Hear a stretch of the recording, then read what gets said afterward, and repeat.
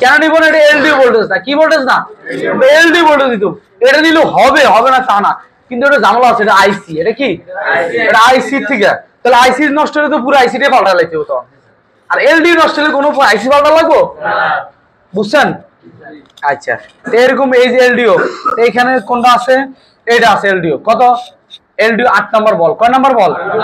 এইখান থেকে নেন। এটা কি পিএমআইসি, পিএমআইসি। এইখান থেকে জাস্ট এখান থেকে এল নাম্বার কত, এল 8 নাম্বার বল। এইখান থেকে জাম্পারিং করে এখানে দিয়ে দেবেন।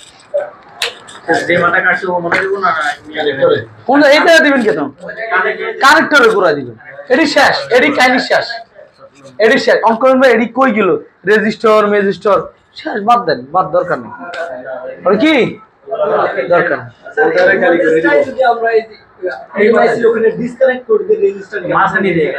দিতে পারেন, সমস্যা নাই।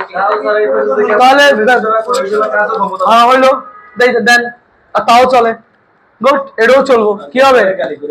হ্যাঁ, কালি করে দিতে হবে, নাহলে তো ওই বলটা শর্টের বল না, ওটা লাগলে তো আবার শর্ট হয়ে যাবে। আবার না না, রেজিস্টার উঠান যাবো না, রেজিস্টার লাইন আইবই, লাইন আইব। ওই যে বল ডিসকানেক্ট করতে হবে। কি করতে হবে? আচ্ছা, ইউবিগুলো দিয়ে এই যে এই বলটা, যেটা এই বলটা এই জায়গা দেয়া যায়, এই জায়গানে দেখা যাবে কিভাবে এটা দেয়া যাব। অথবা এটা কালি করে দেন। কি করে দিবেন? কালি করে দিবেন। তাহলে এই গোড়ার থেকে উঠাই নেবেন। কি করবেন? গোড়ার থেকে এই যে বিট ম্যাপে যাই আমরা,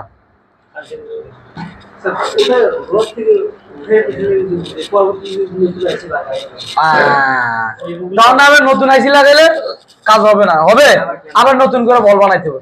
একটা বলে ইউবি গুলো ভালো না, ইউবি গুলো দিয়ে ডাইকে দিলাম, ডিসকানেক্ট করে দিলাম। কি করলাম? এই মাশাআল্লাহ, এই বুদ্ধিগুলো আসতে হবে। কাজগুলোতে এইভাবে হয়েছে, এই সার্কিট বানিয়েছে এইভাবেই। একজনের বুদ্ধি দিচ্ছে এটা, না না এমনি করলে ভালো হবে, এমনি করলে ভালো হবে। কথা বুঝছেন? তাহলে আমরা এই শর্ট বাইর করতে পারবো, শর্ট সলিউশন করতে পারবো। আজকে একটা তথ্য পাইলাম না, পাইলাম না? হ্যাঁ, তাহলে ইনশাআল্লাহ পারবো।